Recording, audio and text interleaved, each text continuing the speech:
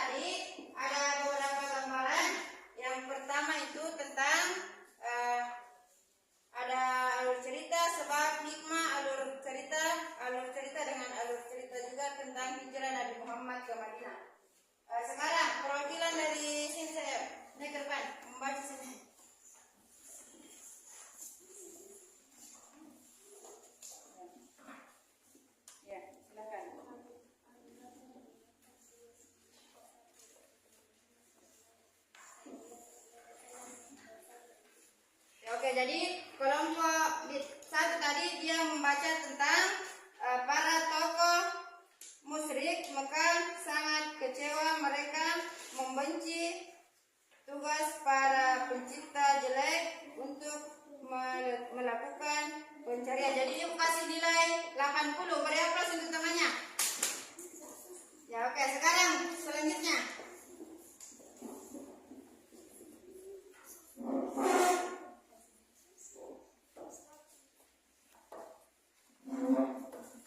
Ya, silakan.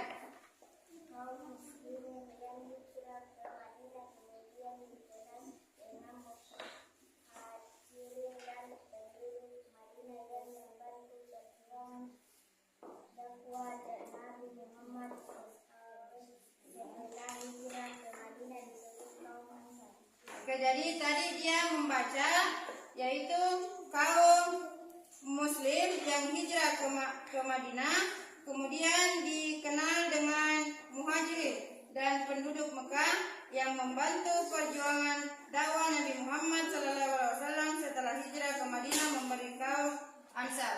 Ya, oke, jadi inilah tadi. Jadi ibu kasih nilai sudah bagus kan? Saya kasih nilai 90. Oke, beri aplaus. Nah, sekarang ya, silakan.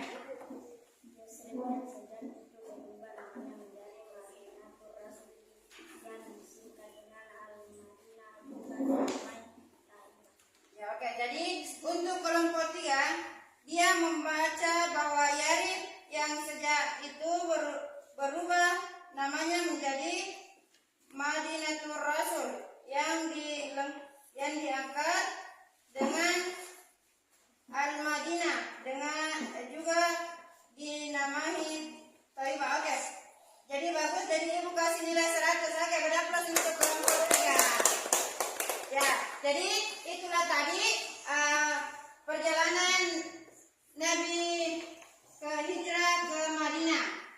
Jadi ibu akan menampilkan di depan yaitu film. Silakan ditonton film tentang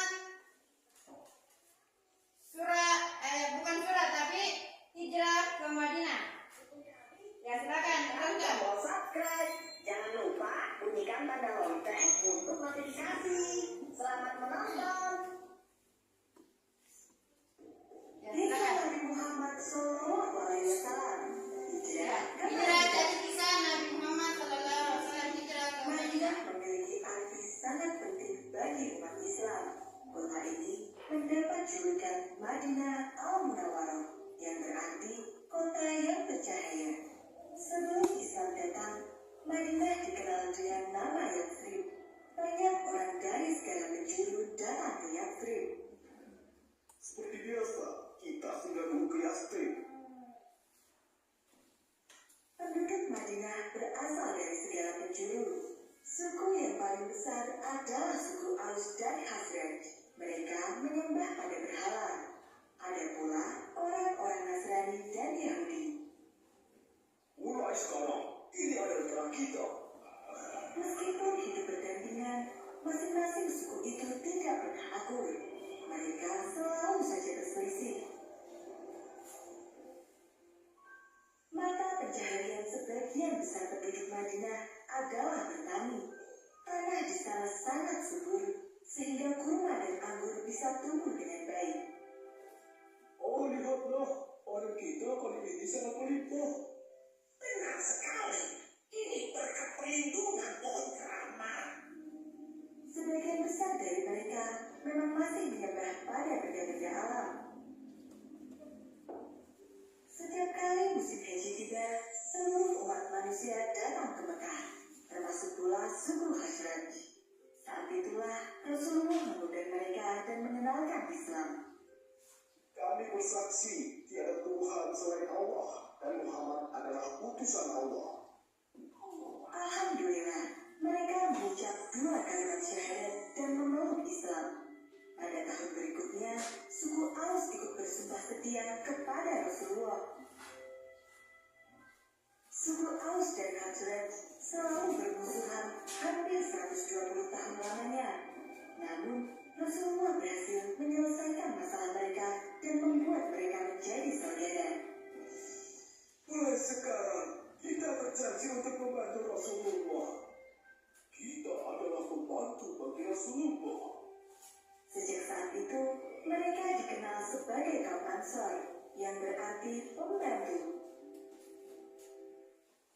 Berita tentang adanya kaum Ansor yang bersedia membantu dan melindungi Rasulullah ini membuat suku Quraisy geram. Apalagi satu persatu umat Muslim mulai hijrah ke Madinah.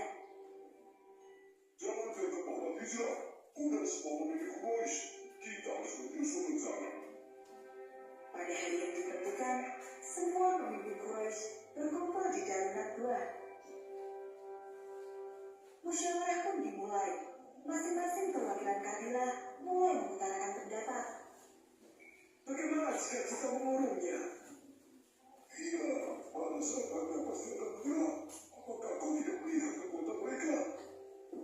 Usulan demi usulan terus berdatangan. Namun, tidak ada satupun yang memuaskan.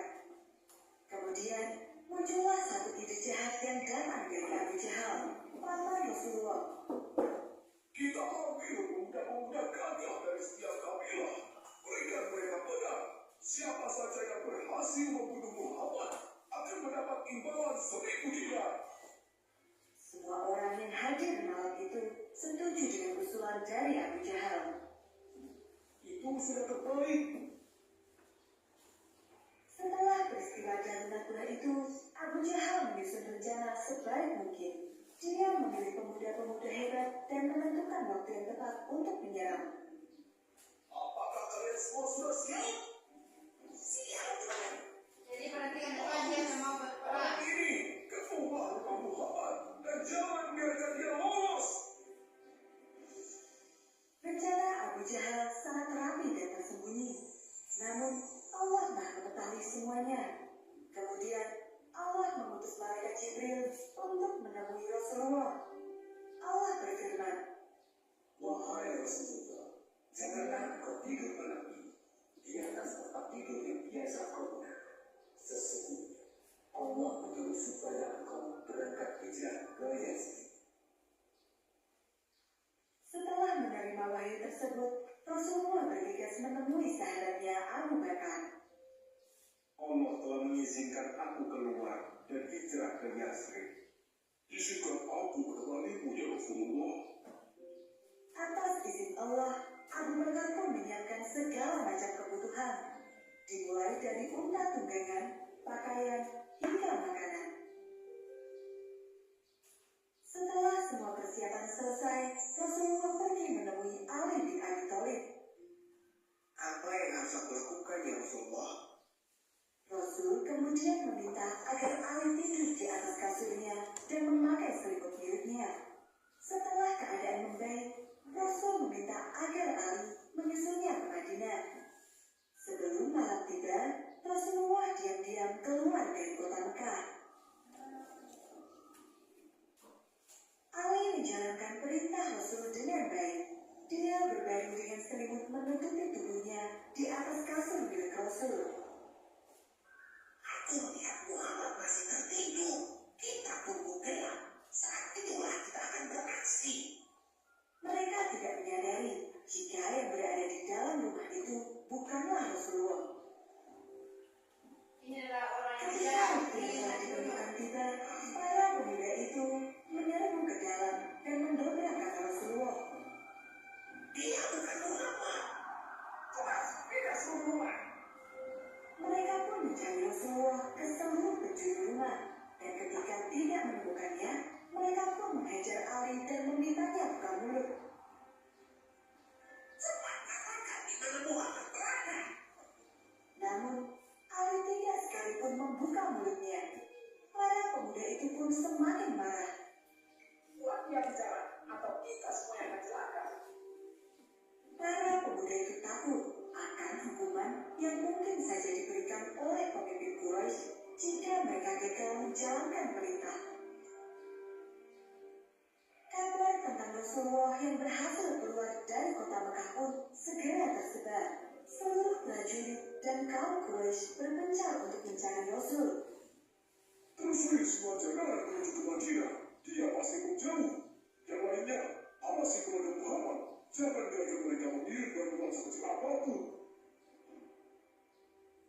Pencarian atas Rasulullah pun dilakukan secara besar-besaran. Saat itu, Rasulullah dan Abu Bakar telah sampai di Gunung Sur. Mereka berdua sudah kelelahan setelah hampir sehari semalam berjalan. Ya Rasulullah, ada sebuah gua di sana. Aku akan memeriksa terlebih dulu. Setelah memastikan gua itu aman, Abu Bakar pun mempersilahkan Rasul untuk masuk. Rasulullah bersembunyi di Gua Sur selama beberapa hari. Secara bergantian, orang-orang kepercayaan Rasul datang untuk membantu. Mereka adalah Abdullah, putra Abu Bakar, yang menyampaikan berita dari Mekah. 2. Asma, putri Abu Bakar yang membawakan makanan. 3. Amir bin Fuhairah, pembantu Abu Bakar yang menyamar sebagai penggembala kambing. Kambing-kambing milik Amir yang berjumlah sangat banyak meninggalkan jejak yang bertumpuk di atas tanah. Jejak itu menghapus semua jejak kaki milik putra-putri Abu Bakar. Ya Allah, lindungilah Rasulullah. Doa mereka semua di setiap waktu. Atas bantuan mereka, Rasulullah dan Abu Bakar dapat bersembunyi dengan aman dan cukup makan serta minum. Pada suatu hari, sekelompok orang Quraisy mulai mencari di sekitar Gunung Sur. Mereka melihat sebuah gua yang mencurigakan. Tidak, ada gua di atas sana. Ayo kita periksa. Tapi, di sekitar sini hanya ada jejak kambing milik Amir. Buat apa kita naik ke sana? Setelah perdebatan panjang, akhirnya mereka pun naik untuk memeriksa gua itu. Saat itulah Allah memerintahkan kepada laba-laba dan para burung untuk membuat sarang di depan gua. Dalam sekejap, mulut gua itu tertutup oleh sarang laba-laba. Semak-semak pun tumbuh dengan rapat dan di sela-selanya para burung membuat sarang. Lihatlah, gua ini tertutup semakin lebar.